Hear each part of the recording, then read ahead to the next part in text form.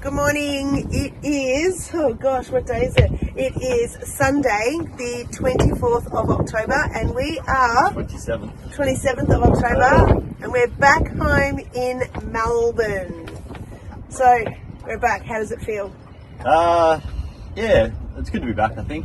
By the time I came back, because we'd been away for 10 weeks, I'd been away for 10 weeks, I was ready.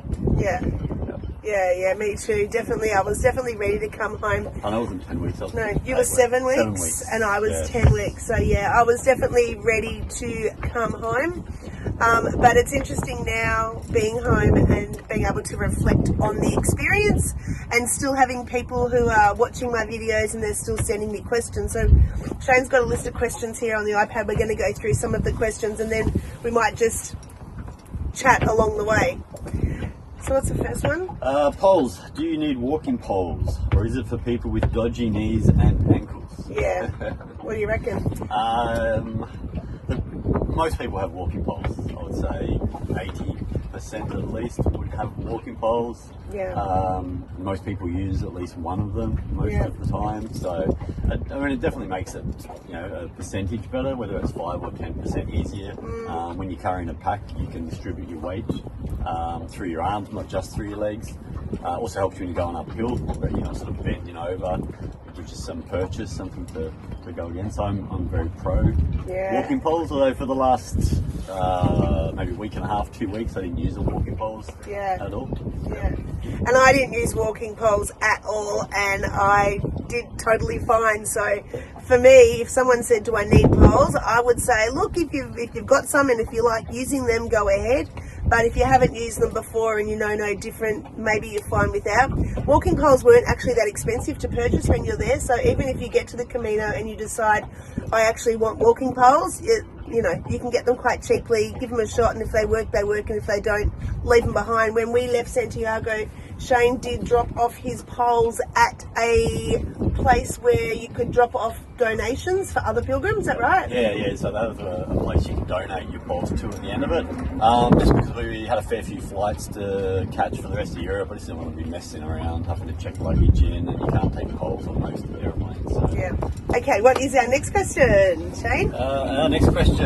Yeah, these have come in from, I think her name is Claire, who obviously spent some time watching my videos, and then she had a whole list of questions. So I was like, you know what, this is a great opportunity for us to answer some of the questions that we know people still have and maybe want to ask. So we're answering them, yeah. Question number 2, number of days. You had a time frame to complete the Camino due to other holidays and work.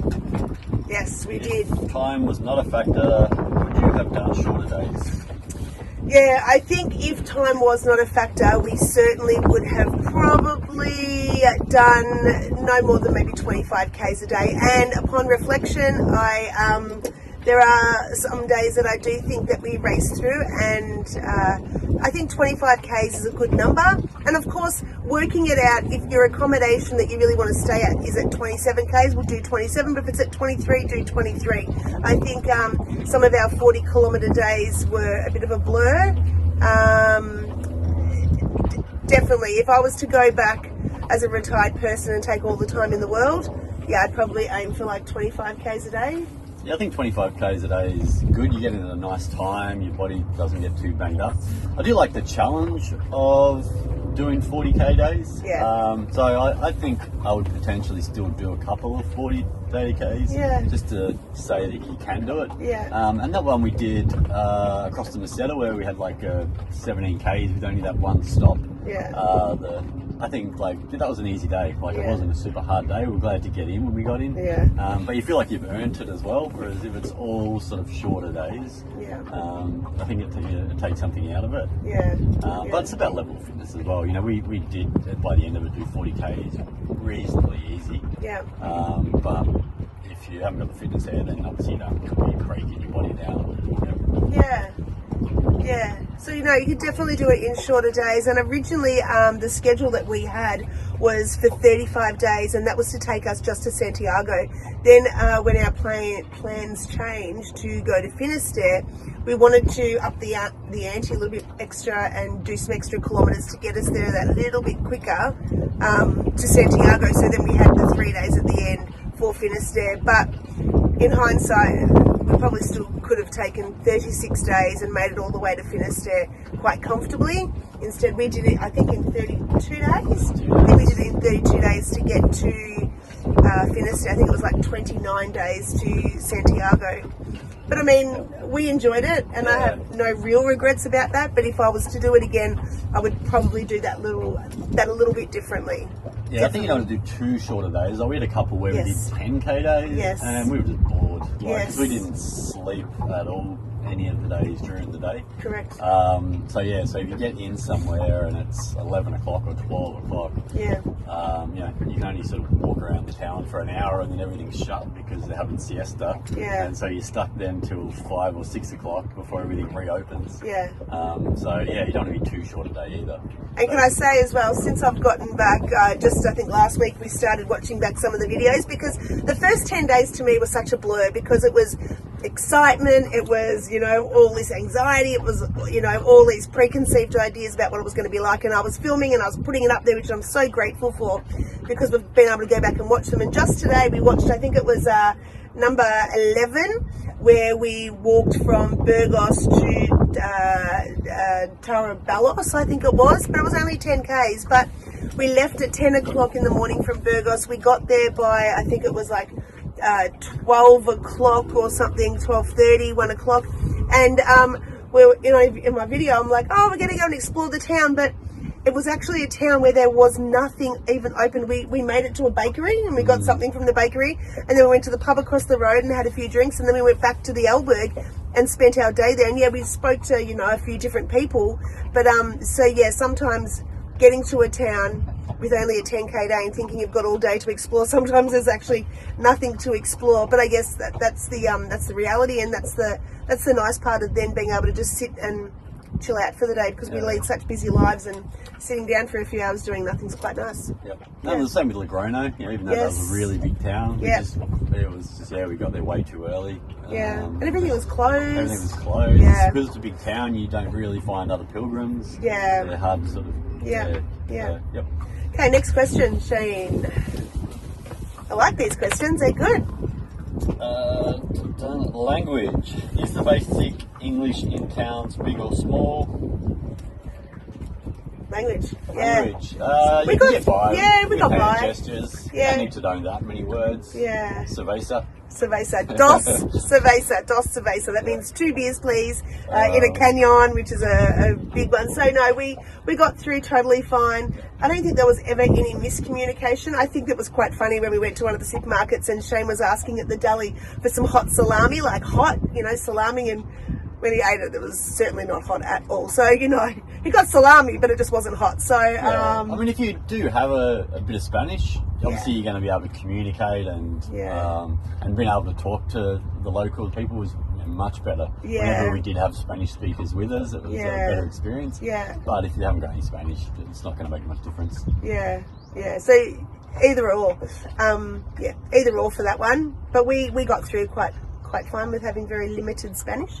Shane did do a little bit of Spanish online before he left, but probably didn't use any of it, actually. Very little. Yeah, very little. I signed up for Babbel. Babbel, that's it. And I sort of went into it reasonably well for maybe 6 months before the Camino, but then 3 or 4 months out, didn't do anything.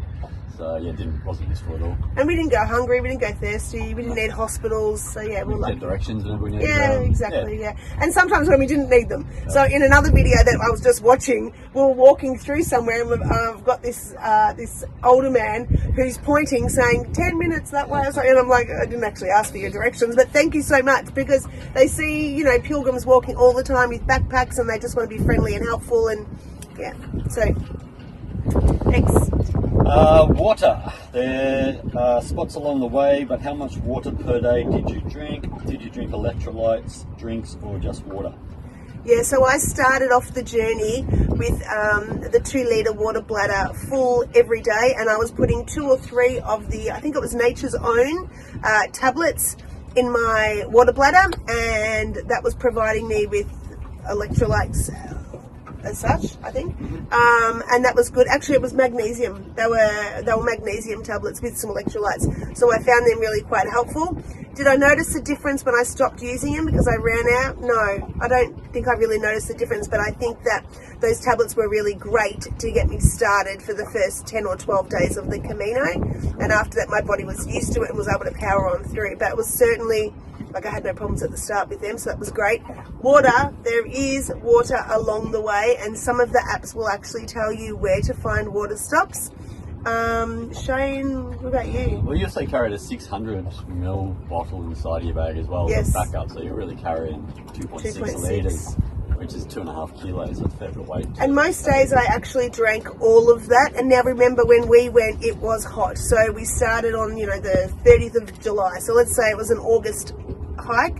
August is actually really quite hot. So we used a lot of it. I found towards the end, when we were doing like the last 3 days, I was only actually half filling the water bladder because I wasn't drinking as much because it had kind of cooled down slightly. So I didn't need as much, which was kind of nice because I wasn't carrying a backpack that was extra heavy for water I wasn't drinking. Yeah, I carried 2 600ml bottles just inside, filled them up, didn't really have any issues. There was maybe one time where I ran out of water, but obviously Helen had some, so it wasn't the end of the world. One of the good tips we did get from one of the Camino people was cemeteries. Nicole from Holland. Yeah, cemeteries always have water around them, so if you can't find a water source, go to the cemetery. The other time when we did, you had run out of water and we were walking, and I can't remember, it was after we stopped to get the medical stuff for me at that town. I think it was like after Osobiro, we went to that town, went to the chemist, we kept walking through, we saw the vending machine that had drinks, but right before we got to the vending machine with drinks, we saw we thought maybe it was an alberg, maybe it was a house or something, and then we actually just walked in and said, hey, can we have some water out of a tap? Yeah. And they let us. It was John Tivo in the end. Yeah. Renner said he stayed there. Yeah, he might have. Yeah, that's right. So yeah, just ask as well. Don't be scared to ask. People are really quite friendly as well. So that was good that we asked and got some water. But it turned out 10 metres up the road, there was actually a vending machine. However, in the Pilgrim Guide, it actually says that sometimes that vending machine is closed. So just be aware of that. As far as electrolytes, I didn't add anything to my water, but I did have an Aquarius most days. Normally at the first stop I would pick up an Aquarius and put that into one of my water bottles, either a can or a bottle, and a lot of people drink the Aquarius on the Camino, and it's readily available at pretty much all the shops and coffee stops and stuff. And you can get like a blue can of Aquarius or an orange one, and the orange is orange? Yeah, orange, the other's lemon. Lemon, yeah. So you're right, they're very popular along the Camino and people drink them a lot. Good, next question. Sailboat heading out. What are we doing? Water, shoes. Shoes. Let me actually take off my Hokas right this second. I want to show you my shoes. So these are my Hokas. Now you can see, like over here, it's rubbed right down, but over this side you've still got some tread, and it's also the same down here. I've rubbed off the tread here, but there's still some tread over here. So generally, my Hoka Mafardis, Mafadi Speed 4 did me well. I'm back in Australia and I'm still wearing them. The only thing that I adapted to these, and I talked about this in my videos, is I put pink laces in them instead of the green ones, because I wanted that when I had to take off my shoes at albergs, I could very easily identify which shoes were mine at 5-6 o'clock in the morning when it was quite dark. So my shoes did me proud. I'm really super happy with these shoes. Yeah, mine were Ultra Lone Peaks. Yeah, they did me well. I didn't have brand new shoes, so I have 2 pairs of Ultras, but I wore them both. One were 6s, one were 7s in the models. I wore them both, but by the time I got to the end, the toe was coming out of one of them, and the rip on the bottom, and I ended up leaving them in Santiago. Yeah. Yep. Neither of us had ankle boots or anything. We saw a few people wearing like proper hiking, like leather boots. But the issue I think I have with leather hiking boots for the Caminos is so heavy. And I have a bit of a knee issue anyway, so that extra weight every time you lift your knee up and down, it just messes up with them. But I do hike here in leather hiking boots quite often. And what did you say as well about when your feet sweat, it's better to have a shoe that is aerated or something, so the dries sweat out. Yeah. Also, even if you're doing in wet weather hiking, you're better off in like thin shoes that'll dry if you're doing day after day after day. So once the leather boots get wet, they won't dry out ever again until you stop hiking and use them for a couple of days. Yeah, good Whereas, tip. with trail runners, they'll dry out overnight, every night. So. Yeah. Yep. I'll just pour some Did of this. she carry her money in her all the time? On her all the time, I think it's meant to be. So that's a good question about money. Yes, we carried our money with us all of the time. It was in our bum bags all of the time, with our passport all of the time. When we went to bed, that bum bag that was mine, I had it inside my sleeping sack, or I had it wrapped around the railing at the end of my bed 3, 4, 5 times and zipped it up and kind of had it underneath my pillow. So yeah, it was with me the entire time. Shane was exactly the same. The only thing I would do differently is we changed 2,000 Australian dollars before we left, and we carried a lot of money all of the way. Had we lost our money, we would have been devastated. So that was because we didn't know about ATMs and paying with card, etc. What I can tell you now that I've walked it is that at a lot of the albergs you can pay by card, you can tap. All of the hotels you can pay on your card. There are ATMs readily available. I think next time I'd probably just take out maybe 500 Australian dollars to do me. And the other thing was, we were banking on $100 a day each Australian, and from looking at the videos, when I had those tallies, there were days when we were spending 28 euros, which is less than $50. So I would suggest that you actually are not spending $100 a day, and that was just us in our experience. But 500, maybe even $1,000. $1,000 would be enough for halfway through your trip. So yeah, we didn't need to take $2,000. We didn't, but we did get it at a good exchange rate in the end. We didn't realise that the Australian dollar was going to tank, so it probably saved us a bit of money. Yeah, the fact that we did get it at a good rate. Yeah, but absolutely, we carried it on us all the time, and I think every pilgrim does exactly the same. And I didn't hear of any robberies along the way. I've heard of some things happen along the way to other people, but didn't hear it at all from anyone on our journey. How did you cope with regular toilet breaks? Yeah, regular toilet breaks, totally fine. I would say that the first, I don't think I used the great outdoors until well and truly halfway through the trip. And what we discovered was when it is so hot and you're sweating so much, you actually don't need to go to the toilet as regularly. Otherwise, there are coffee shops and cafes and restaurants and bars, all the way through the Camino. There was never a time for me where I was like, oh my gosh, I'm busting and I can't find a toilet. That never really happened for us. The toilets in Spain as well, they weren't ever, I don't remember ever, where you actually had to pay to use the toilet. We had one experience where I went into the cafe and I wanted to use the toilet, and the owners of that cafe were quite grumpy and wanted me to buy something to use the toilet. Whatever, that's fine. But otherwise, I don't think we actually paid to use the toilet, did we? No, we didn't. No. When I got the stomach bug or whatever it was, I needed to use toilets often. That was probably the only time I really needed to sort of get in somewhere to go to the toilet. But yeah, we never went to the toilet outside at all for the first 3 quarters. And then Yeah, no, that was totally fine. Actually, I actually wasn't overly concerned about that when I started the journey, but it wasn't something to be worried about anyway. Yep. How do you feel right now after doing it? Such a great question. Oh gosh, I want to find Alberg and I want to go back and I want to live my life there. I think I've had some highs and lows since I've come back. I certainly went through a phase a week ago. I was feeling really quite sad about not being at the Camino.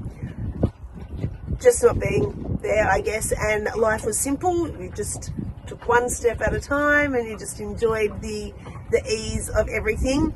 And I think that's probably why I said to Shane, can we watch some videos? And I'm watching the videos and I'm loving them, and I have tears in my eyes. And sometimes when I talk about my Camino experience with people, I will tear up, because I find that it, you know, when you get back and you think about the journey itself, it can be quite emotional what you've achieved. For me. Yep, the same. I came back a couple of weeks in, really started missing it. We already started talking about possibly not next year, we've got to do a wedding in July in Indonesia, but possibly the following year, maybe doing the Portuguese route. So yeah, it's definitely on our mind, and yeah, definitely something will play a role somewhere down the future for us, I think. And when I think back to those first videos where I was like, or even before I left, forget the videos, but I was just highly anxious, you know, can I do it? Can I get through? Will I be able to make it? Will I disappoint Shane? Will I disappoint all my viewers and everyone who knew that I was going? But when you get there, you just walk, and you know, another example is the Meseta. Everyone talked about it being boring and awful, and that's what we were expecting, but actually I really enjoyed the Meseta. And even, you know, getting over the Pyrenees, once I'd gotten over the Pyrenees at the start, which was a huge challenge, nothing seemed so bad after that. So yeah, it was an amazing experience. Certainly glad I did it. Me too. Yeah, no regrets at all. Glad we did it. Probably the only thing we would change, we've discussed a couple of times, is after it we then went on to Barcelona and Valencia and Rome and Florence. And there wasn't the excitement visiting those places because we'd been walking through old towns so much, and I think also because we hadn't been in really big cities of, you know, 1 million people plus, even though we both live in a city of 5 million. Yes. It was a bit overwhelming, like being in Barcelona, and the best thing we did was then end up you know, going down to a little quiet beach. 30 minutes. So yeah, well, we probably would have done that the other way around. Maybe gone into Rome, done Rome and a bit of holiday stuff first, and then finished with the Camino. And then maybe just have a few days somewhere just to wind down and reflect on it. Yeah, definitely. Yeah, definitely. The other thing I've noticed is we can sit here and we can talk about it with this full heart and this, you know, joy and this bounce in our step. But sometimes when you talk to other people who haven't done it, they don't get it. So make as many connections as you can when you're over there, and hold on to those connections, because they're the people that you'll be able to touch base with again and say, hey, remember we did this? Because they'll get it. And I'm glad I did it with Shane, because we get it as well. Would you recommend training? A few people said just do it, but you trained. How? Yep. Yeah, so Shane would say absolutely you need to be training. Would that be right? The more you train, the easier it's going to be, and the more you're going to enjoy it. If you've got a reasonable level of fitness anyway, could you do it without training? Yeah, absolutely. Is it going to be a lot harder? Yeah. So the more you train, the easier it'll be, the more enjoyable it'll be, I think. Yeah, I'm just going to concur with that. I think that if you were going to take it easy and do like 15k, 20k days, probably don't need extensive amount of training. But I think, if you've done some training at home or you're relatively fit, you'll get through it just a whole lot easier. So yeah. Did you have any chafing or anything? So Shane did have some chafing, which was the bum bag. You can tell the story. Yeah. So I was wearing a bum bag. It was quite a large bum bag as well, around my waist, and just the motion of it banging up and down obviously caused an issue with chafing between my legs, in my inner thighs, and I had that for a week before I worked out what it was. I thought it was underwear, and I thought it was shorts, and all different things, and then I realised it was the bum bag, and I started wearing it over my shoulder, and it went away in a couple of days. You can get a good Vaseline anti-chafe antiseptic there, quite cheap, which we had and used a couple of times on different things, but that was the only chafing we had at all. Yeah. And that wasn't a we, that was a you. That was a me. That was a boy thing. That was a boy thing. If you're a guy and you start to get any chafing, that's probably the bum bag. Move it off your waist. Yeah, good idea. Yeah. What happened to any medical issues? Yeah, so we didn't have any medical issues at all, did we? We didn't have any medical issues. I got crook on my birthday. Yeah, you had crook on your birthday, but we got through that without going to a chemist. Did we go to a chemist for that? No, we didn't. No, we didn't. We probably, I think, were you taking Imodium or something? I don't think I was taking Imodium. I did have Imodium, but yeah. But I didn't actually hear about anyone with medical problems. Oh, we heard about the lady Lila that we interviewed at Azofra.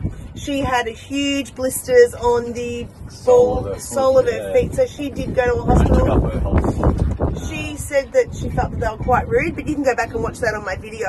Otherwise, we didn't see anyone with medical problems. No. One medical problem that I did not talk about on the Camino, and I can talk about very quickly now, was bed bugs. We got bed bugs twice, and I didn't advertise it because it's kind of a bit of a no-no. And it was just after Osobiro, coming down into the town. I can't remember what it was called. Went to the chemist. I spent $50 on solutions and cream, and I got rid of them. I got them first, and then a few days later, Shane had them. And then we got rid of them, and then we noticed them again on our body after Santiago, the first town we started. I think it was Najera.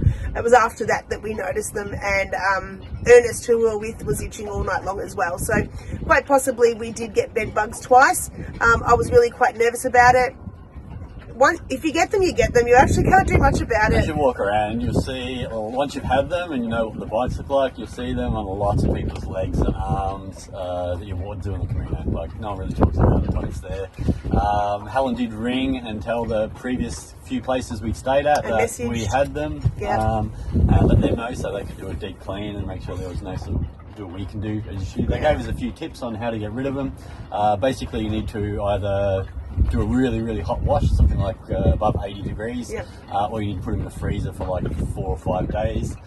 We got a spray and we bombed our bags. We gave to Ernest, he bombed his bags, and we never had it since the second. And we did when we first noticed the bump. Well, actually, a few days after, when I was literally covered in them, we had a hotel where we washed everything we owned. Shane and myself washed everything, and then it was a few days later that we bombed the bags, and the cream was for my skin. Yeah, in Sario we did that. Basically, you can do it nice hotel and just spent all night just putting loads of washing through it. Put it all through hot dryers. And then when I came home and when Shane came home, we both put our backpacks in the freezer for, well, I had mine in there probably about a week. I had mine in there for about 5 days. With everything in it. Basically, we just took our certificates out and anything that wasn't going to be able to be frozen, and then just put the whole bag in there and left it in there. What we have learnt about bed bugs is they can hang out in your clothing and your backpack for up to 18 months. We also know that just because you come up with bites tomorrow doesn't mean you got them last night. You could quite possibly have got them in your clothes and in your luggage up to 14 days beforehand. Is that what we read? So even though I say, last night I slept here, I didn't get them from there. Quite possibly I've had them for a few days. So just out of courtesy, I did let all the places know, and all of them said to me, "Oh, you didn't get them here." That's not why I'm telling you. I'm actually telling you as a courtesy to just do a deeper clean in my area. But they were, I was quite upset about that and distracted for a few days with that because, I was itchy, but I was also embarrassed and I didn't want people seeing them and I didn't want people, pointing fingers at me, and I didn't want Albergs or hostels saying that I couldn't stay there. And then we actually threw out a whole lot of stuff and left ourselves down to the bare minimum. As you can see, I did not throw out my Camino t-shirt. I'm still wearing it today purely for this video. Anything else? What was your favourite thing? Look, my favourite thing, I have many favourite things, and I have a girlfriend who asked me all these questions a few weeks ago and I could hardly answer them, but I guess my favourite thing was the fact that I made it from A to Z unscathed, and I had an amazing trip, and it was better than I ever expected. I didn't expect to be able to do it in the first place, but being able to do it and do it well, that you know, that will always stay with me. You know, there are some places such as Molina Seca, when we got down the bottom of this horrible hill, the place Molina Seca was amazing. Staying, you know, after the end of day 9 when I thought my calf was literally coming off my leg, staying in Valoria with Maria at her albergue, amazing. Getting up that first day to the Pyrenees and going, coming, I don't know, 7Ks up and getting into Orison, and like tears filled my eyes because it was just an amazing experience. Yeah, I have so many wonderful highlights from the journey. Yeah, my favourite things, the scenery was breathtaking a lot of the time. I think just the personal achievement of being able to do that and just finish it in a reasonably good time as well. The people's probably one of the big things as well. We've talked about that quite often. Where you stay is not necessarily the accommodation, but what people are staying there with you can make a big difference. You know, you can stay in a beautiful place, but if you're there by yourself, it's not as good as staying in a place that's maybe not as nice, but you've got a good group of pilgrims to eat with. If we're doing it again, I think definitely we'd both try to go out of our way to do more pilgrim dinners. Yes. They tend to be a highlight of a good time to bond and meet people. Yeah, and no pensions. Like we stayed at a pension once or twice, never again. Wouldn't do that again. Staying in an albergue with a private room is not bad if they've got shared dinners. But yeah, you're absolutely right. We were just talking about this right before. When we got to, just before St. Anton, where we stayed at the monastery, we walked that extra 5Ks to stay at the monastery for the experience. However, right before, I think it was Hotanis, it had this beautiful accommodation that we had booked into. It had a foot spa, it had nice pool, blah, blah, blah.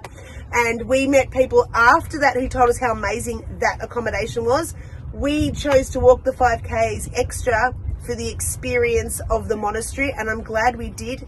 However, that experience, we shared that with one other person. It would have been really nice if there had been a crowd of people there that we could have experienced it with lots of people. So, And the night before, I think you told us that there had been 8 people or 10 people staying there. So it's just a lucky. And even the night after, I think, because I follow him now on Facebook, the next few nights they were filled every night. But the night we were there, unfortunately, it was just us and one other. And Jonathan. And Jonathan, Shout out to Jonathan. Shout out.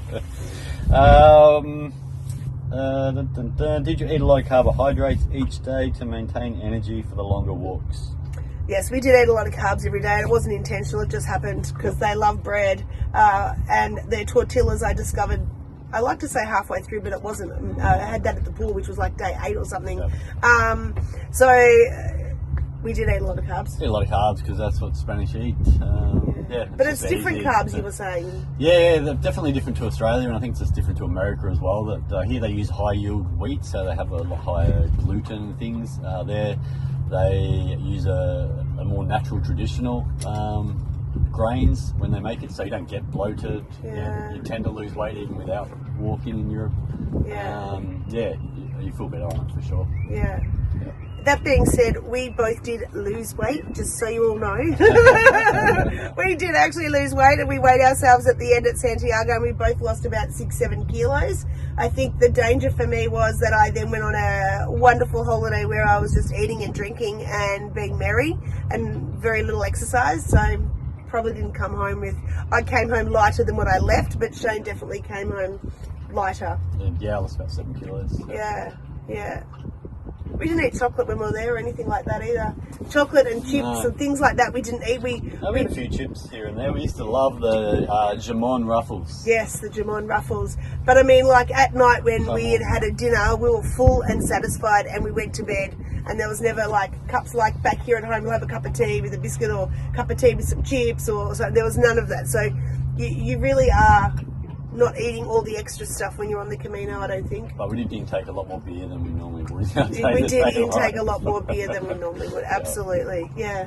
That's all the questions. That's all for questions. Well, thank you for listening. This is not our final wrap-up. I would really love to do another wrap-up of our accommodation, talk through the accommodation and give you a rating on each of them. Pack-in list, probably go through our packing, what we take, what we wouldn't take. Unfortunately, I've got rid of nearly everything that I had, so you won't be able to do an unpack. We aimed to along the way to actually do an unpack of what was in my bag, but never happened, and now I've got rid of most of it. Yeah, we got rid of most of it before you even left, actually. Actually, you had got rid of most of it before you left. Yeah, I did. So, thanks for watching. If you are watching our videos and you want to send through questions, please do. You'll either get a video response like we've done today, or you'll get me privately messaging you. Well, just messaging on YouTube. Stay tuned for more adventures. As you can see, yes, we are in Melbourne. We are at St Kilda. Shane has a boat. So what you can see over there in the distance is Melbourne City. And it is a beautiful day here, 25 degrees, and we are going to head out for a bit of a walk now. So thanks for watching, and like and subscribe.